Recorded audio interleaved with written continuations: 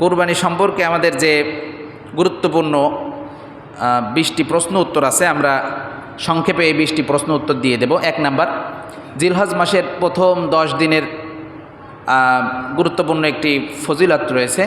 আল্লাহ রাসূল সাল্লাল্লাহু আলাইহি সাল্লাম বলেছেন, এই 10 দিনের আমল আল্লাহর কাছে সবথেকে প্রিয়।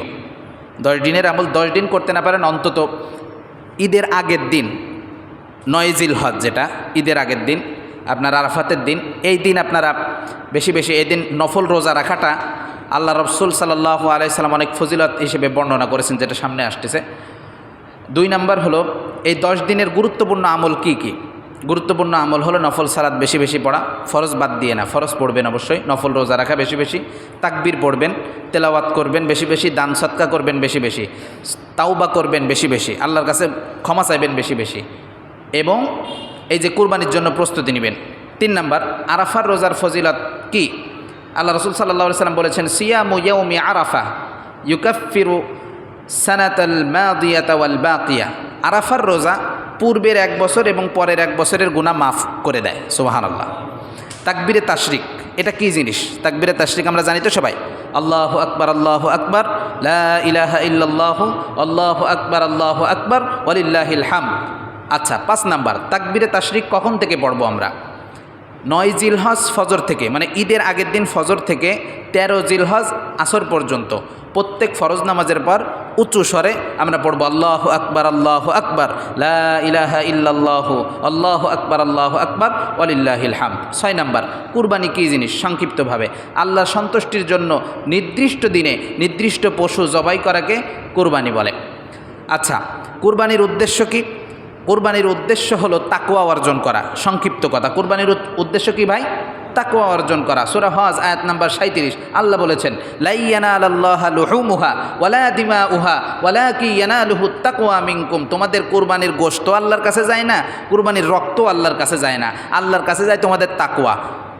তোমাদের তাকওয়া, আমার ভাইয়েরা, তাকওয়াটা আল্লাহর কাছে যাবে। আচ্ছা, তার মানে এরপর 8 নাম্বার, কার উপর কোরবানি ওয়াজিব? মুসলিম হওয়া লাগবে, প্রাপ্তবয়স্ক হওয়া লাগবে, মুকিম বা স্থায়ী ব্যক্তি হওয়া লাগবে, নিসাব পরিমাণ সম্পদের মালিক হওয়া লাগবে। আচ্ছা, কত টাকা থাকলে কোরবানি ওয়াজিব? ন্যূনতম 52.5 তোলা রূপার সমমূল্যের সম্পদ, অর্থাৎ জাকাত আমরা যে হিসাব করে দিছি, এই সম্পদ প্রয়োজনের অতিরিক্ত হইতে হবে।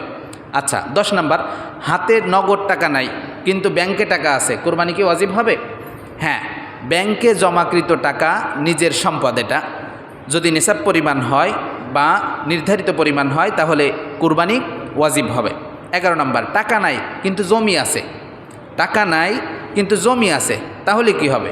যদি প্রয়োজনের অতিরিক্ত জমি হয় এবং তার মূল্য নিসাব পরিমাণে পৌঁছায় তাহলে কোরবানি ওয়াজিব হবে। কিন্তু বসবাসের একমাত্র জমি যেটা, এবং যেই জমি শুধু যেই জমিতে চাষ করা হয় এবং ওই চাষের মাধ্যমে আমার পরিবার চলে, সেটা ভিন্ন কথা।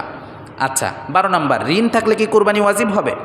হ্যাঁ, যদি ঋণ বাদ দিয়ে নিসাব পরিমাণ সম্পদ থাকে তাহলে কোরবানি ওয়াজিব। ঋণ বাদ দিয়ে নিসাব পরিমাণ সম্পদ থাকলে কোরবানি ওয়াজিব হবে। 13 নম্বর, কোন পশু দ্বারা কোরবানি হবে? এগুলো আপনারা জানেন, ছাগল, ভেড়া, গরু, উট।